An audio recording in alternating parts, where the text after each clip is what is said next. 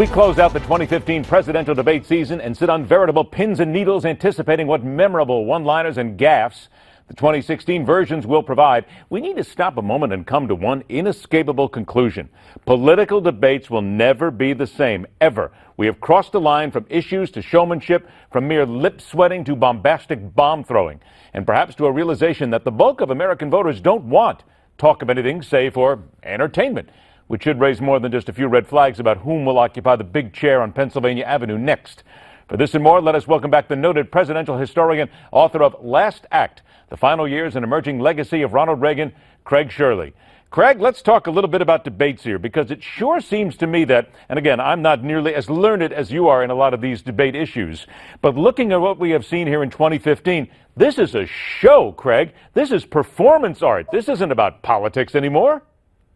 Well, it's not Lincoln Douglas. On the other hand, Lincoln Douglas was about showmanship also. There was a lot of substance involved. They went on, the 1858 debates went on for hours at a time, but they also were about showmanship. And most of the debates have been about showmanship. Most good presidential candidates understand that stagecraft is as important as statecraft, and that you need to get people's attention in order to make them listen to you. So that some of the better leaders, whether it was their voice or their looks or their presentation, did something to draw people's attention in to get people to listen to them.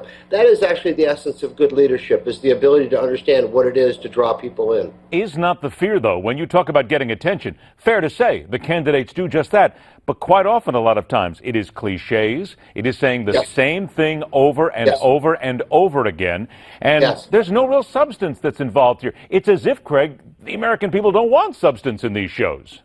Well, there's no doubt about it. Is that our American culture, in some ways, has been reduced to a game show, or American politics has been reduced to a reality show.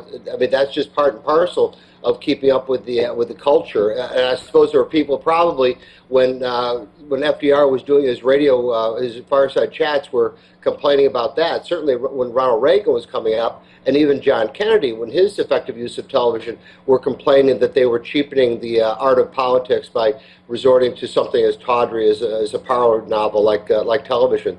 I know it certainly happened with Reagan. It probably happened with Kennedy. But you have to recognize that times change and technology changes, and most of the better candidates keep up with those changes. When you talk about the art of cheapening politics, it makes me think that perhaps that's what's necessary. You mentioned game show, you talked reality show.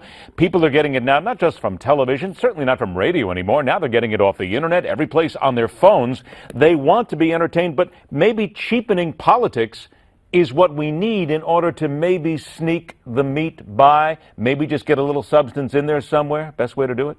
Oh, I think you're absolutely right, Ed. There's something to the notion that in order to get people's attention, you have to perform a certain amount of tricks or undertake certain activities to get their attention. John Kennedy, his press conferences, which were decried as being tawdry and cheap, were among the most watched TV events of his era. So, Ronald Reagan drew millions, not only for his inaugural address, but for his speeches to the nation and for his funeral. People were compelled and drawn in by Reagan's presentation, even in death. So there is something to be said for getting people's attention in order to get them to pay attention. 20 seconds then, Craig. You used this word. I'm going to throw it back at you then. Who, in your opinion, is the finest trickster of this campaign season? Well, and I completely glossed over Richard Nixon, who, of course, was very adept at getting people's attention. I would say, obviously, Donald Trump. After that, Ted Cruz. After that, probably Marco Rubio. And then after that, Chris Christie, in order of the four. And then probably after that, Carly Fiorina, as far as their ability to get people's attention. And now we get to see who has the greater line of tricks and who has more tricks up their sleeve for 2016. Reminder, once again, don't trick yourself. Treat yourself this holiday season. Last Act of the Final Years and Emerging Legacy of Ronald Reagan. Craig Shirley, always a pleasure, my friend. Thanks for joining us. Have a wonderful holiday season. We'll talk to you soon. Stay with us. The Hard Line will continue.